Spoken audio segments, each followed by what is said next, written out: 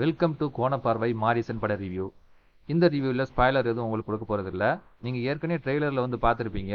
ஒரு அல்சைமர் பேஷண்ட்டான வடிவேலு, சின்ன சின்ன திருடு செய்கிற ஃபஹாத் ஃபாசில், இவங்க ரெண்டு பேருக்கு இடையில ஒரு பயணம் ஏற்படுது. என்ன பயணம்னா, ஃபஹாத் ஃபாசில் வடிவேலுவை திருவண்ணாமலைக்கு கூட்டிகிட்டு போகிறது தான். எதனால் அப்படி கூட்டிகிட்டு போகிறான்னு பார்த்தீங்கன்னா, ஃபஹாத் ஃபாசில் ஒரு திருடன். அவர் எதுக்கு முன் வந்து உதவி செய்யணும் அப்படின்னு கேட்டிங்கன்னா, வடிவேலுவோட அக்கௌண்ட்டில் ஒரு 25 லட்ச ரூபா இருக்கிறதை இவர் தெரிஞ்சுக்கிறாரு. அவர் கூட ஃப்ரெண்ட்லியாக இருந்து எப்படியாச்சும் அந்த பணத்தை ஆட்டை போட்டுடலாம் அப்படின்றனால தான் சுற்றுறாரு. படம் இன்டர்வல் நெருக்கும் போது ஒரு செமையான ஒரு ட்விஸ்ட் வைக்கிறாங்க.